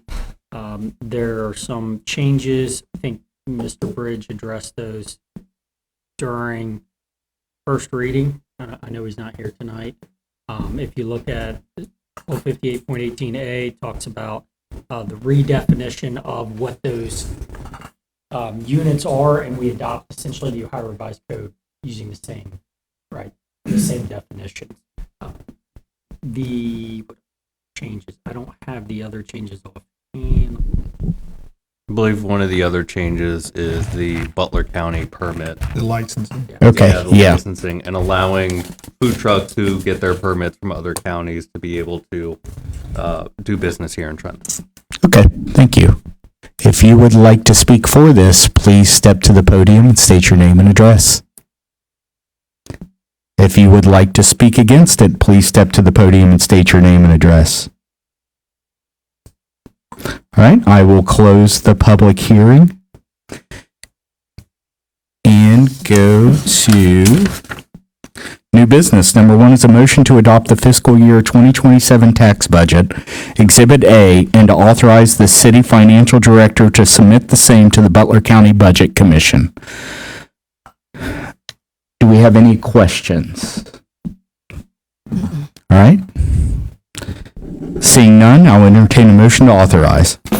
So moved. Second. Councilman Croucher and Councilwoman Butts. Roll call, please. That was me. Oh, Nichols, sorry. Mr. Nichols? Yay. Ms. Butts? Yay. Vice Mayor Croucher? Yay. Ms. Montgomery? Yay. Mr. Rourke? Yeah. Mayor Perry? Yay. Number 2, a motion authorizing the city manager to enter into an agreement with Televac Environmental for emergency sewer repairs in the amount of $138,775 and further authorizing the city manager to sign all related documents related thereto. Do we have any questions? Did we just accept our first bid, or have we had other bids? Mr. Nichols? I believe this was one bid because this was initially, staff wants to move on this really quickly, and initially we were going to move forward with the emergency repair and then bring it forth to council as a then and now. But the thought was we had a council meeting, so to bring it forth to council to vote and approve on it this time. Okay, thank you. This is also the company we normally use for our scoping of all those lines and such, That is right? correct, yes. Right. City Manager Nichols, we're not going to be tearing up the roads this way or going in between somebody's houses and tearing up the property between them. The intent is not to dig up the sanitary sewer line. The intent is to line it. That is correct. This is the less invasive method. Thank you. You can kind of tell that by the cost. Yeah. To replace this, it would be significantly more. Yep. Okay. I will entertain a motion to authorize. So moved. Second. Vice Mayor Croucher and Councilwoman Montgomery. Roll call, please. Vice Mayor Croucher? Yay. Ms. Montgomery? Yay. Mr. Nichols? Yay. Ms. Butts? Yay. Mr. Rourke? Yeah. Mayor Perry? Yay. All right, we'll go on to legislation. I entertain a motion to read items 1 through 6 under legislation by title only. So moved. Second. Councilman Nichols and Councilman Rourke. Roll call, please. Mr. Nichols? Yay. Mr. Rourke? Yeah. Vice Mayor Croucher? Yay. Ms. Montgomery? Yay. Ms. Butts? Yay. Mayor Perry? Yay. Mr. Zipfel, please read these by title only and pause for 3 and 4. Thank you, Mayor. Item 1, a resolution adopting a statement of services the City of Trenton, Ohio will provide to the proposed annexation into the City of Trenton, Ohio of 601.589 plus or minus acres of land located in St. Clair Township and Madison Township, Butler County, Ohio, and declaring an emergency. Item 2, a resolution consenting to the annexation to the City of Trenton, Ohio, certain territory proposed to be so annexed pursuant to an annexation petition filed with the Board of County Commissioners of Butler County, Ohio, as provided for in Ohio Revised Code Section 709.024 and declaring an emergency. Item 3, an ordinance amending Chapter 620 farm animals of the codified ordinances of the city of Trenton, Ohio. All right, does anyone have any questions related to this? Or this is a raising of the number of chickens you can keep in your yard and also allowing you to use the manure as fertilizer. I think it has to be mixed with lye, though. Am I correct with that? Lime. Is it lime? It's lime. Keep it smelled out. Okay, I'm not. I would be lying if I said I was well versed. Didn't live on a farm, I'm sure. Mr. Nichols, have we had any complaints from residents so far on the amount of chickens that they're allowed to have? We have, as far as it not being enough. No, as far as the approved, permitted chicken coops, we have not received it. My understanding is code enforcement has not received any complaints on those properties that have approved chicken coops. Cool. Thank you. Yeah, when we first passed this ordinance, there was a lot of discussion on both of these topics, and our attitude then was kind of be conservative and see if we had any problems, which, like this day we haven't. So. My question is, there certain areas for this chicken? Because I don't want no chickens in my subdivision. Is there like certain areas that this qualifies for, or is it just anywhere in Trenton you can have chickens? Residential. Mr. Ziffel, if you would, please. Yeah, I would have to pull up the ordinance real quick. I do believe it's residential as long as you have certain guidelines that you have to go by. I believe it's a chicken coop. No roosters. No roosters. It's a minimum of 10,000 square feet. Yes. Parcel of land. Oh, so it has to be a minimum 10,000 square feet. RE Estate, R1, and R2 with a minimum 10,000 square foot lot. Okay. Okay. Thank you. And just to clarify, you heard three things read. The only thing we're voting on right now is about the farm animals. Yeah. Correct. Yes. Because it's second reading. All right. Any further questions or clarifications? All right. Seeing none, I'll entertain a motion to approve. So moved. Second. Vice Mayor Croucher and Councilwoman Butts. Roll call, please. Vice Mayor Croucher? Yay. Ms. Butts? Yay. Ms. Montgomery? Yay. Mr. Nichols? Yay. Mr. Rourke? Yay. Mayor Perry? Yay. Okay, number 4, an ordinance amending, I'll go ahead and read it for you. Mr. Ziffel, an ordinance amending section 1258.18 of the codified ordinances of the city of Trenton, Ohio. Tonight is the second reading. Do we have any questions on this?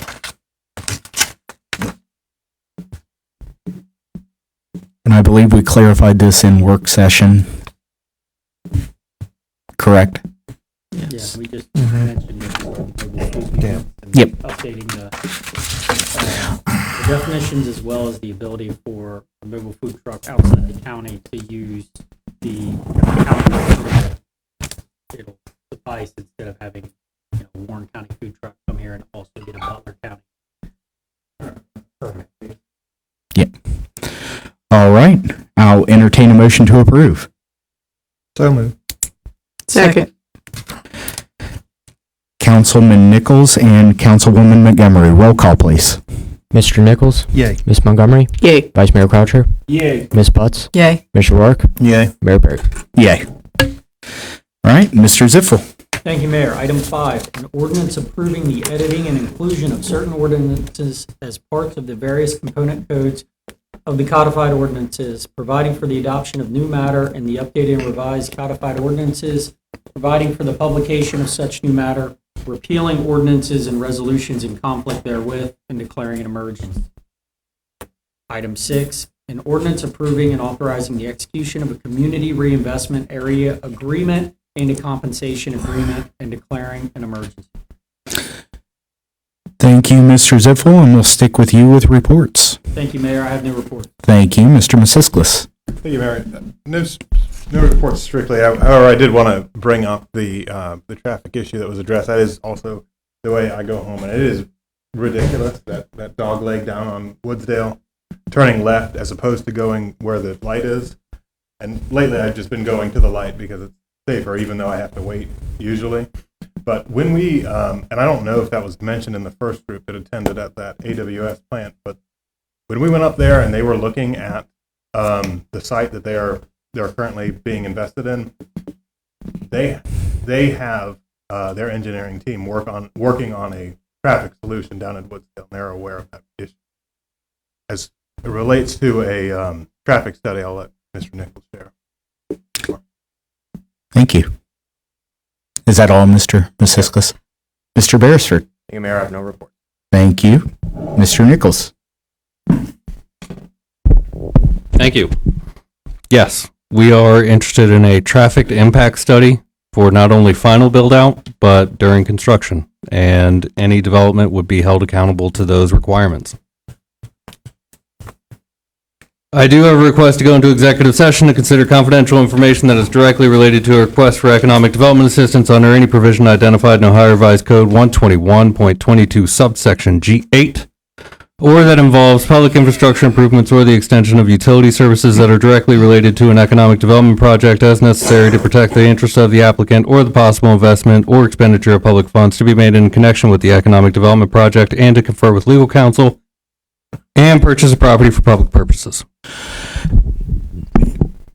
Mr. Nichols, per request from the public, and I'm not really sure what the executive session is. I usually do like a non-legalese version. Can you give a broad outline of what we're actually there to talk to, going back to talk to, just so it doesn't run rampant on Facebook what we're actually back there to talk to in layman's terms, please.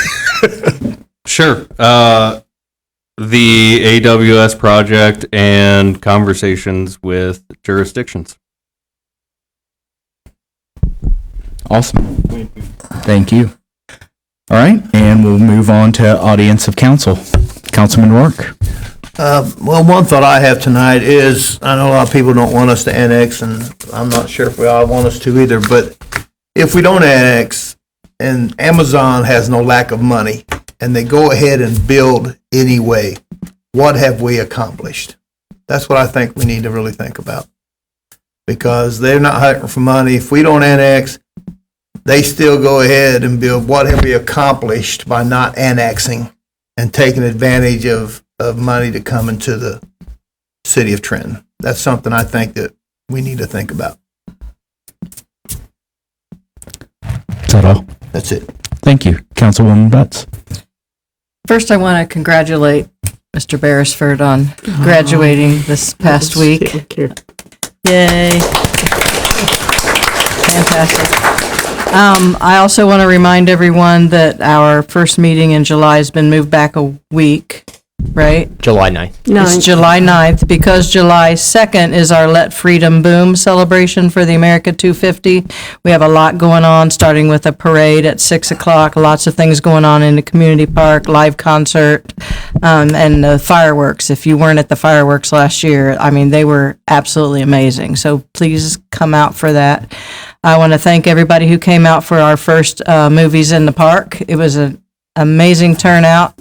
I know that there were things on Facebook that, said they hoped all 5 people enjoyed it, but it was a large turnout. Our largest yet, right? 15 pounds of popcorn. 15 pounds of popcorn. New record. We measure the success of Movies in the Park by how much popcorn we go through. So it was fantastic. And then again, just to remind people that we see a lot of information on Facebook. I get it.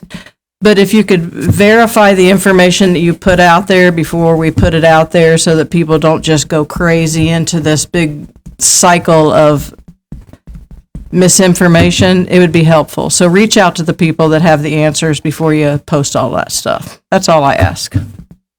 Thank you. Councilwoman Montgomery. Well, the first thing I've written down here is congrats to Stoss. Stoss was one of the people that, when I was in the hospital, come and visited me. It was awesome. And I'm very proud of Stoss. I am. And I'm so glad that you were able to accomplish what you did. And we're talking your master's degree. That's a big deal. And so I'm proud of you. Also, today is my husband and my anniversary. We've been married for 45 years today. Yeah. He's gone through some health things, but I have a good report. The melanoma cancer did not spread. They did take out lymph nodes here and over here. He's got a big thing on his head, and God love his heart, he's got Bell's palsy, so he's got an eye drooping. And because of the surgery, it's caused some problems with his bladder. And you'll see him he doesn't try to get out because he's embarrassed by it. But anyway, I want to thank God that the cancers were not malignant, all benign. And I thank God for that. And God gave me a good man, and I'm hanging on to him until either I go or he goes. So anyway, and enjoy your weekend this weekend with your families if you have that ability. It's a big deal to have your family. It is. That's all I want to say. Thank you. Councilman Nichols. Just a couple thoughts. First of all, I'd like to thank everybody that helped out in any way with the Spring Fest and with the movies in the park. Both events have been really well attended. Yeah. Just it's hard to judge attendance down at the park simply because there's not one way in and one way out for these big events. But I would guess we probably had close to 1,000 people for this last movie, and that's probably double what we've had before. And a big part of that is Kelsey Moore, our activities person that we hired. She's just done an amazing job with these events, adding more things to each event, and it's just growing and growing every time, it seems like. I'd like to congratulate Stosh on graduating from his master's program. Also congratulate the citizens that attended the Citizens Academy, especially the pretty redhead, because that happens to be my wife. She decided she'd go to that because she could learn a little bit more about the city, so she'd know what I was talking about half the time. I appreciate that because she's not really all that interested in politics and city government and stuff. So, but she did take the time to come to that and learn a little bit more about it. And I appreciate that. Another thing, I heard a couple comments about our water system. One was somebody mentioned the uneven pressures. That's something we've been looking at for probably at least 7 or 8 years. And that's why we're building that new water tower on the south end of town. That water tower had nothing to do with the data center development. That was planned long before we knew this data center was coming here because of those water pressure issues. Secondly, I know most people haven't done this. I have. If you'd like to take a look at the quality of our yearly water reports are published on our website. So is the city of Hamilton's, who's supposed to have the best water anywhere. If you actually pull up both of those water reports that are done by an independent laboratory, you'll see there's very little difference in our water and Hamilton's water. The hardness is almost identical. There's a little difference in the chlorine. I think it's the sodium. I think are the only two things that have much difference. Other than that, the quality is almost identical. So it just shows there's not a lot we can do with the water because of where it's coming from. It's coming from an aquifer that naturally has hard water, has a lot of minerals in it. Another comment was made about the cost of our water being one of the highest, which isn't true. Is it Springfield, Matthew, that does the report? City of Piqua. Piqua? Yeah. Okay. They do a report every year and include about 50 or 60 cities in this area and look at their water rates. Ours always falls right about in the middle. They also this year included the cities that had done water rate increases which a lot of those cities had done increases in the last year, which we had not. I just wanted to mention that. And I think that's all I have for tonight. Thank you. Vice Mayor Croucher. I would like to start off with thanking Mrs. Montgomery for tonight's prayer. I'd like to thank everybody for being here. Congratulations, Stas. Everybody that sits up here, we're very proud of you. And congratulations on that. Everybody that attended Citizens Academy, thank you for attending. Congratulations to you. I went to the first Citizens Academy. It's a very useful tool to learn how the city operates and how everything is conducted, how business is conducted. I'd like to let everybody know July 3rd, Coffee with a Cop, McDonald's, 7 o'clock. Chief Carr will be there to entertain you, answer any questions, and buy you a cup of coffee. That's what I'm into. But I'd also like to say, rest in peace, Deidre Griffin. You're a great friend. You volunteered any time you were ever asked for Movies in the Park or any event that we ever had. And this is how you get to meet people in your community, is when you come out and you volunteer and you get involved and you find out what their heart's made out of. She had a heart bigger than gold, and she will be dearly missed. Other than that, Mayor, I have no other comments. Thank you. I would like to start off by congratulating Stas. Stas, the great achievement. And I'm going to be honest with you, we discovered with Stas being gone a weekend that he's the glue that holds the city together. Yeah, you can't do that anymore. I can't tell you. You can't go. I can't tell you when it was like we need to wait. You guys know now that we had to answer that in a timely fashion, and it was, well, who do we call? Who do we file the paperwork with? It says the clerk of court or the clerk. Well, now where is that paperwork at? So, Matthew did a good job. Matthew, you did a very good job filling in. But yes, we definitely noticed the absence of Stas, and I just want to thank him for all the hard work he does around here. And I'm sure he does a lot more than any of us really even know about. And I would like to say happy anniversary, Mrs. Montgomery. Thank you. To you and your husband. Thank you. And then lastly, I want to say thank you for everyone that attended the events in the park. With you saying 1,000 people, it's kind of shocking. I remember movies with, if we hit 100, it was great. So now that we're looking at 1,000 and going through 14 pounds of popcorn. 18. Didn't you say 18? 15. 15. We're going through. Popcorn, I knew it was way up there. We're going through that much popcorn. How many hot dogs did we go through? So we also did Frank's with the Fuzz as well. Around 500 hot dogs went out to people. Who even knows how many snow cones and everything else that comes out? I want to remind you that, and cotton candy. I want to remind you that all of that is free at our movies.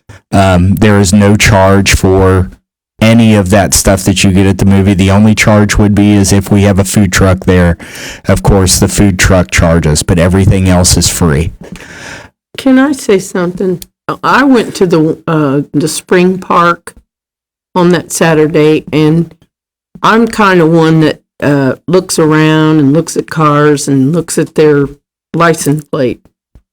And the one thing I saw was counties like Warren, counties like Montgomery County, counties that were Butler, of course, Warren County, Preble County. I saw all of that, and what was so wonderful was watching the children at where their parents could bring them, and they could get in those the bubbles and all. Oh my gosh! And you think about, and cars were parked everywhere. I mean, it has grown. It's growing, and it's not just the people in Trenton that come to those. It is our surrounding communities. And I think it's one of the most wonderful things when you see that. I'm proud of that. All right. And yeah, to that, I want to end like I usually end. For Springfest, we were short some volunteers as well. We were also short volunteers I don't know if we were short at Movies at the Park, but we could always use a few more. Baseball short of volunteers, soccer short of volunteers. It seems like it's the same people at every event, whether it be soccer, baseball, anything like that. I understand some people disagree with the direction of the city right now, and I respect that. But please volunteer and get involved in your community. There's a lot of great things that are happening in this community, and a lot of great organizations that just need help to keep it going in the direction it is. So if you have the time and you're able to, please go volunteer with one of the organizations and meet the rest of the people in the community. And with that, I will entertain a motion that we go into executive session for the reasons stated by City Manager Nichols. So moved. Second. Councilman Rourke and Councilwoman Butts. Roll call, please. Mr. Rourke? Yay. Ms. Butts? Yay. Vice Mayor Croucher? Yay. Ms. Montgomery? Yay. Mr. Nichols? Yay. Mayor Perry? Yay. We're going into executive session at 9:31 p.m. I'd like to thank everyone, and we'll see you again in July. Thank you.